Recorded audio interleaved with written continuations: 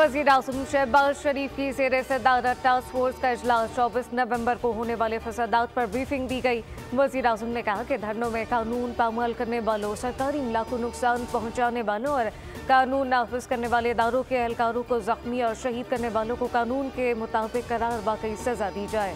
इंतशार फैलाने वालों ने बेलारूस के सदर के दौरे पाकिस्तान के दौरान दारुल हुकूमत पर लश्कर कशी की, जो हमारे लिए शदीद शर्मिंदगी का बाइस बना।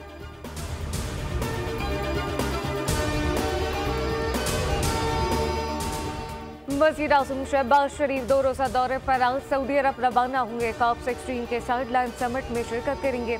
वज़ीर आज़म की ज़ेर सदारत पाक सऊदी अरब ताउन और सरमाकारी की पेशरफ से मुतालिक जायजा इजलास हुआ। वज़ीर आज़म ने दोनों ममालिक के दरमियान जारी मुख्तलिफ मनसूबों की पेशरफ पर इत्मीनान का इज़हार करते हुए कहा कि सऊदी अरब पाकिस्तान का देरीना दोस्त हर मुश्किल में साथ दिया।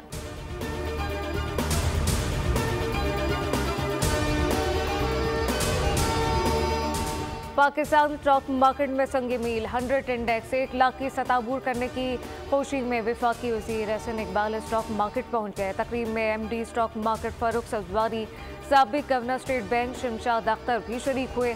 तकरीब से खिताब में एहसन इकबाल ने कहा कि 2 साल मेहनत का नतीजा है कि महंगाई 5% से नीचे आ गई।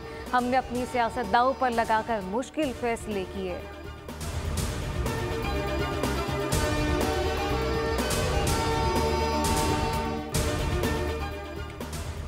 20 जनवरी को ओहदा संभालने से पहले यरगमालियों को रिहा किया जाए। रिहा ना किया गया तो मशरिक़ वस्ता में जहन्नुम भुगतना होगा।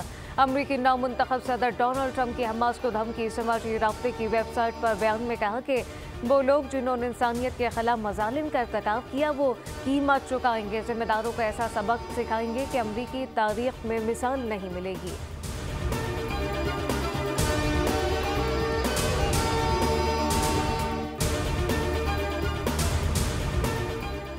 मुल्क में एक रोज के दौरान 3 पोलियो के case report. Polio case PI Khan, Karachi और कश्मीर में रिपोर्ट हुए। 9 साल पोलियो केसेस की तादाद 59 तक जा पहुंची।